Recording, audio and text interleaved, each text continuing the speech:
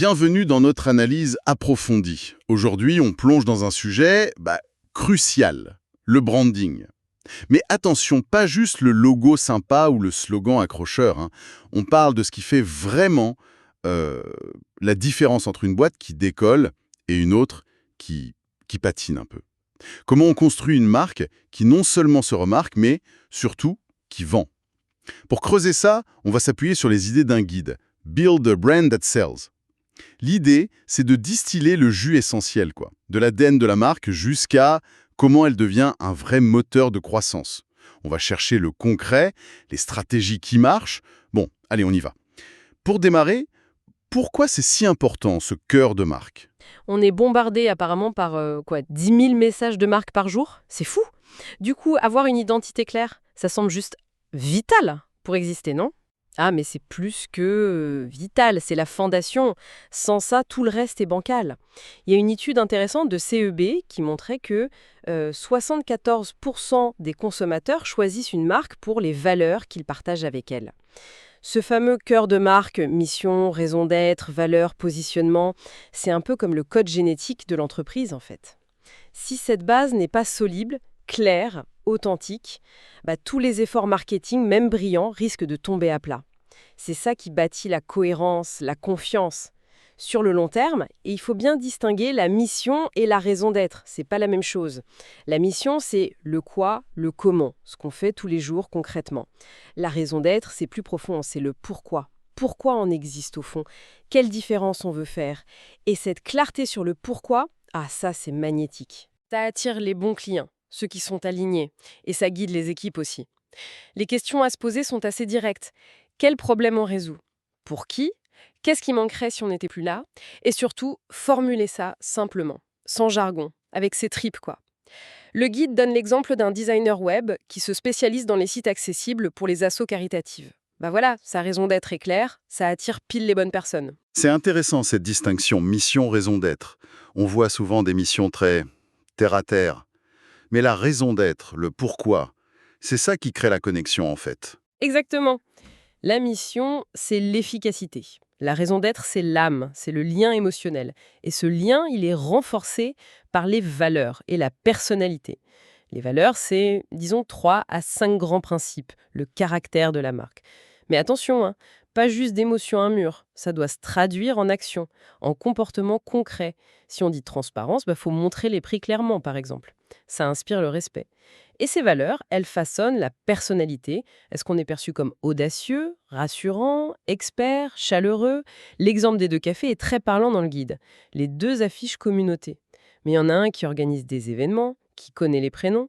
Lui, il incarne la valeur. L'autre, il fait juste l'afficher. Et ça se sent, même inconsciemment. D'accord.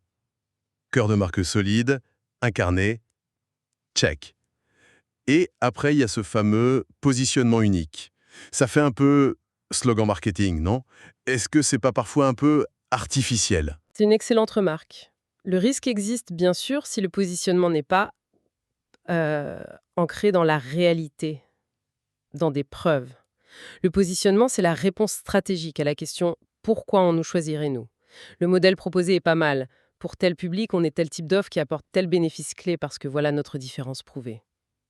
Pour y arriver, il faut analyser la concurrence. Oui, voir où sont les manques. Mais surtout, identifier ce qui nous rend vraiment différents et utiles pour notre public. Et le point crucial, c'est la preuve. Sans données, sans témoignages, sans méthode unique, ça reste du blabla. Les 2 applis musicales du guide. Une vend des chansons, l'autre crée une expérience sociale autour de playlists. C'est clair, c'est différent et c'est sûrement basé sur les fonctions de l'appli. Faut vérifier. C'est clair, c'est pertinent pour les gens, c'est prouvable, si oui, on tient quelque chose. Ok, donc on a ce cœur, ce positionnement bien clair. Maintenant, il faut que ça se voit, que ça s'entende. On parle de la première impression, 50 millisecondes. C'est dingue, hein? Le design, ça a l'air de jouer un rôle majeur, comme ce café à Portland qui double sa fréquentation après une refonte visuelle. Impressionnant. Ah oui, l'identité visuelle, c'est la traduction directe du cœur de marque en quelque chose de tangible. C'est un système. Prenez la couleur. C'est pas juste joli. Ça peut augmenter la reconnaissance de 80%. Et ça influence les achats. Le choix doit coller à la personnalité, bien sûr, se distinguer, mais aussi être accessible. Pensez aux normes WCAG pour que tout le monde puisse lire. C'est important. Et chaque couleur a sa symbolique, hein. Le bleu, la confiance, le vert, la croissance, etc. Mais c'est tout un système. Le logo et ses variations, la palette de couleurs, la typo choisir, 2 ou 3 familles, bien hiérarchisées pour la lisibilité, le style des images, des icônes propres, même des règles de mise en page. Le but, être reconnu tout de suite, avoir l'air pro partout. Et la voix?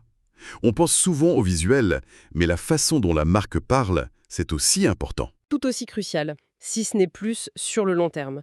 Le visuel attire, la voix construit la relation. Le Nielsen Norman Group a montré qu'une voix cohérente, ça augmente la confiance de 10% et l'attention de presque 20%. Pas négligeable. Cette voix, elle doit faire écho aux valeurs. Si une valeur, c'est l'expertise, la voix sera assurée, mais pas condescendante, tu vois. Faut mapper ça. Comment chaque valeur se traduit en principe d'écriture. Et le ton, lui, il s'adapte. Un email de vente, c'est pas comme un message d'erreur sur le site. Là, il faut être plus humain, rassurant. Un bon guide de voix définit tout ça, les nuances, les mots à utiliser ou éviter, la grammaire, et donne des exemples. L'idée, c'est de parler de façon vivante, utiliser la voix active, varier le rythme. Certaines marques vont même jusqu'à créer une identité sonore, un audio branding. Visuel, voix. Tout ça nous ramène à un mot, cohérence. Maintenir cette unité partout, ça doit être un sacré défi, mais c'est la clé pour la confiance. Et les résultats, j'imagine. C'est un défi permanent, oui, surtout quand on grandit. Pour être cohérent, il faut des systèmes. Il faut nommer un gardien de la marque, centraliser les ressources logos, guides, tout ça, et faire des audits réguliers. Regardez tout, site web, email, script du SAV, packaging, tout doit être aligné. L'exemple de l'entreprise de logiciels B2B est frappant. Plus 46% de reconnaissance, plus 18% de satisfaction client, juste en systématisant la cohérence. Ça paye. Le guide de style doit être pratique, vivant.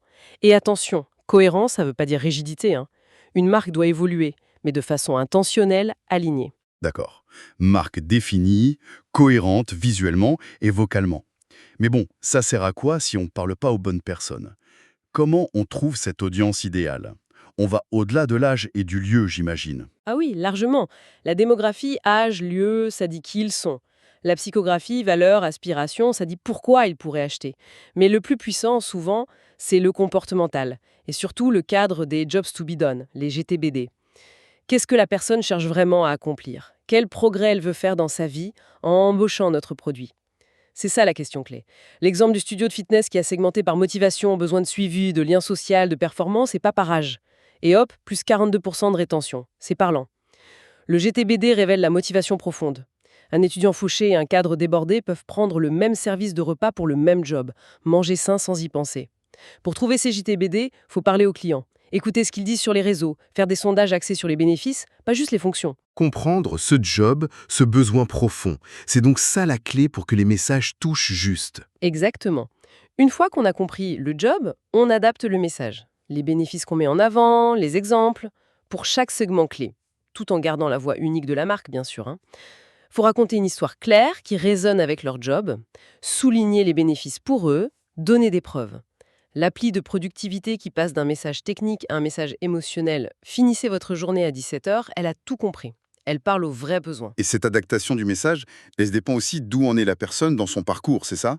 Comment ça marche concrètement? Oui, c'est essentiel. On parle pas pareil à quelqu'un qui découvre son problème en phase de sensibilisation qu'à quelqu'un qui compare les solutions, considérations ou qui est prêt à acheter, décision.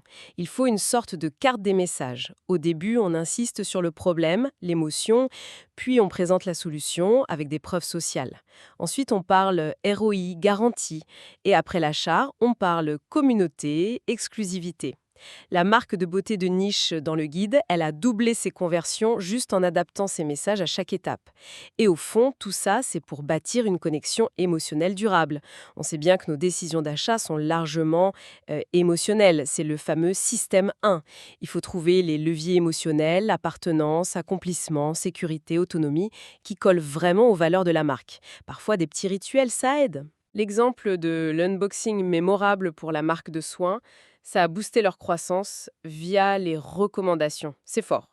Et bien sûr, il faut écouter en permanence les retours pour que cette connexion reste pertinente. Ok. Marque, message, audience. C'est calé. Maintenant, faut être visible, au bon endroit, au bon moment. Stratégie omnicanal, multicanal. C'est quoi la différence au juste? Et c'est quoi le mieux? Expérience fluide, connectée entre ces canaux. L'histoire est la même partout, l'interaction est sans couture. Pour choisir où aller, faut regarder 3 choses. Où sont nos clients cibles? Dans quel état d'esprit? Est-ce que la culture de la plateforme colle à notre marque? Et est-ce qu'on a les moyens d'y être bien présent? Souvent, mieux vaut démarrer étroit et profond, être excellent sur un ou deux canaux clés plutôt que moyen partout. Une bonne stratégie mixe les médias qu'on contrôle, owned, site web, email, ceux qu'on gagne, earned, bouche à oreille, presse, avis, et ceux qu'on paye, paid, pub. L'équilibre change, mais au début, le owned est souvent clé. La marque de vélo qui a cartonné sur Insta et email avant de lancer un podcast, c'est un bon exemple de focus initial. Mais une fois les plateformes choisies, faut produire du contenu. Et ça peut vite devenir épuisant. Comment on fait pour faire plus avec moins, mais en restant bon partout? Ah, le défi, c'est ça. La clé, c'est le modèle Core to Micro, ou contenu pilier. L'idée, c'est de créer une grosse pièce de contenu super riche qui répond à un besoin fondamental de l'audience. Un guide complet, une étude de cas béton, une vidéo de fond. Et ensuite, on découpe intelligemment ce gros morceau en plein de petits formats adaptés. Posts courts, clips vidéo, infographies, citations pour les emails, etc. Le guide parle d'un repurposing playbook en 6 étapes. L'entreprise B2B qui transforme un rapport en plus de 20 contenus différents. Ça montre la puissance du truc. Et pour garder la cohérence dans tout ça, faut utiliser des modèles, visuels mais aussi textuels. Le but de cette présence multiformat, c'est l'expérience fluide. On dit qu'il faut 7 contacts avant qu'on agisse. Si l'expérience est cohérente, ça va plus vite. Il faut aussi penser à lier le online et le offline, un QR code sur un produit vers une vidéo tuto, un email après un achat en boutique. Et surtout, mesurer ce qui compte vraiment pour le business. Conversion, valeur client, la LTV, pas juste les likes. Faire des audits réguliers pour voir où ça coince entre les canaux. Et on arrive au moment critique. Transformer la confiance, la visibilité, en vente. Comment on fait ça sans être trop vendeur, sans perdre cette authenticité qu'on a mis du temps à construire? C'est tout l'art. L'équilibre est fin. La première chose, c'est de renforcer la crédibilité avant même de parler de vendre. Faut semer des signaux de confiance partout. Les marqueurs d'autorité, prix gagné, certif, la transparence, prix clair, etc. Et surtout, la preuve sociale. Les chiffres sont fous. 87% des gens lisent les avis en ligne. Faut les mettre en avant. Page d'accueil, fiche produit, même au moment de payer. La marque de soins qui augmente ses ventes de 26% juste en ajoutant des avis clients, ça montre bien l'impact. Et il faut lever les freins. Pas de prix caché, un paiement super simple, des garanties claires, rassurantes. Et formulées avec la voix de la marque. Pas juste retour sous 30 jours, mais une promesse de satisfaction totale, par exemple. Ces signaux de confiance, c'est clair, mais j'imagine qu'il faut aussi guider activement les gens intéressés vers l'achat. Absolument. C'est le rôle du nurturing, le tunnel de maturation si tu préfères. Basé sur la valeur d'abord, Salesforce dit qu'il faut 6 à 8 contacts pour avoir un lead qualifié. Le nurturing fait accompagner le prospect, lui apporter de la valeur à chaque étape, aligner le contenu sur son parcours. On l'éduque sur le problème, on présente notre solution, on l'aide à décider avec des études de cas. L'email est super puissant pour ça, surtout si c'est personnalisé. Une séquence type accueil, éducation sur le problème, preuve sociale, bénéfice de l'offre, et puis une petite urgence éthique. Le tout, toujours avec la voix et le ton de la marque. La séquence B2B qui convertit 32% des essais gratuits, ça prouve que ça marche. Et l'offre en elle-même, comment elle doit être pensée pour que ça convertisse bien? L'offre parfaite, elle doit sembler logique, Naturel. presque inévitable après tout ce qu'on a construit avant. Si la marque a bien fait son job, valeur claire, job du client compris, valeur apportée, l'offre qui résout pile ce problème, elle passe toute seule. C'est le momentum de conversion. Une bonne architecture d'offre, ça peut être un produit d'appel facile d'accès, une offre héros principale et des options premium pour aller plus loin, abonnement, VIP. Et chaque élément doit refléter la mission, les valeurs, c'est la cohérence, toujours. Et ça ne s'arrête pas à l'achat. Un bon onboarding, des petites attentions après delight, demander un avis au bon moment, ça renforce la valeur. Le studio de fitness qui augmente sa LTV de 27% avec une offre premium basée sur la communauté, ça le montre bien. La vente, c'est juste une extension de la relation en fait. Bon, on a toutes les pièces. La dernière étape, c'est comment assembler tout ça pour que ça tourne tout seul, que ça devienne un vrai moteur de croissance. L'exemple du savonnier du Vermont qui devient une marque nationale, c'est inspirant. C'est exactement ça. C'est l'idée de la roue de la croissance de la marque, le Brand Growth Flywheel. Contrairement à l'entonnoir classique où on perd du monde, la rouelle utilise l'élan pour s'auto-alimenter. Les clients satisfaits deviennent des ambassadeurs qui attirent de nouveaux clients. Et la roue tourne plus vite. Les 6 étapes de la roue connectent tout ce qu'on a dit. 1. Cœur, positionnement affiné. 2. Expression, identité visuelle, vocale. 3. Audience, compréhension des besoins. 4. Visibilité, bon canot, bon contenu. 5. Conversion, confiance, transaction. Et 6. Plaidoyer, client-ambassadeur.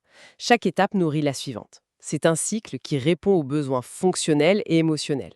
Et le numérique permet de mesurer et d'accélérer ça. Le café boutique qui double ses recommandations avec un cycle trimestriel basé sur cette roue, c'est un bon exemple. L'image de la roue qui prend de l'élan, c'est puissant. Mais comment on sait si elle tourne bien, dans le bon sens? Comment on pilote ça? Par la mesure, l'apprentissage, l'itération. Constamment. Faut un tableau de bord qui mélange le quanti et le quali. Côté chiffres, le NPS, le Net Promoter Score, pour savoir si les clients recommandent, le volume de recherche de la marque, les taux d'engagement, de conversion par canal, de réachat, la LTV, le CPA, coût par acquisition, la note des avis. Choisir les bons indicateurs pour ces objectifs. Côté quali, faut aller chercher les retours, parler aux clients, faire des tests utilisateurs, lire les commentaires. L'idéal, c'est d'avoir un rythme, genre tous les trimestres, pour analyser tout ça et voir où on peut s'améliorer. L'entreprise SaaS, qui repère un souci d'onboarding grâce au NPS et qui réduit son taux de désabonnement de 17%. Voilà l'intérêt. On peut aussi mesurer le moral en interne, INPS, et suivre un score global d'équité de marque. Et pour que ça dure, faut que la culture de marque infuse partout. La marque, c'est vivant. Faut éviter les pièges en grandissant, courir après le dernier truc à la mode, le syndrome de l'objet brillant, mal intégrer les nouveaux, ignorer les retours des employés, copier les autres ou oublier ses clients fidèles. Pour éviter ça, faut être intentionnel, faire des sprints marques, avoir une gouvernance claire, célébrer les victoires liées à la marque et prévoir un budget, le guide suggère 10-15%, pour tester des choses toujours alignées aux valeurs. Ok, donc, si je résume, construire une marque qui vend, c'est pas une recette miracle, c'est un système complet. Ça part du cœur, ça s'exprime de façon cohérente, ça se connecte aux bonnes personnes au bon endroit, ça transforme la confiance en achat et ça crée un cercle vertueux. C'est bien ça, hein? Alors, qu'est-ce que ça veut dire au fond de tout ça? Mais au-delà des étapes, des outils, ce qui me frappe, c'est que la vraie force d'une marque, c'est sa capacité à rester vivante. Authentique. C'est comme un organisme. Il doit s'adapter au monde qui change, mais sans perdre son âme, son essence. C'est pas un projet qu'on finit et qu'on range dans un tiroir, quoi. C'est une culture. Une conversation permanente. Avec son public, bien sûr, mais aussi en interne, avec soi-même en tant qu'entreprise. La question, finalement, c'est peut-être pas seulement comment on bâtit la marque, mais plutôt comment on la fait vivre, comment on la fait évoluer avec intégrité, jour après jour.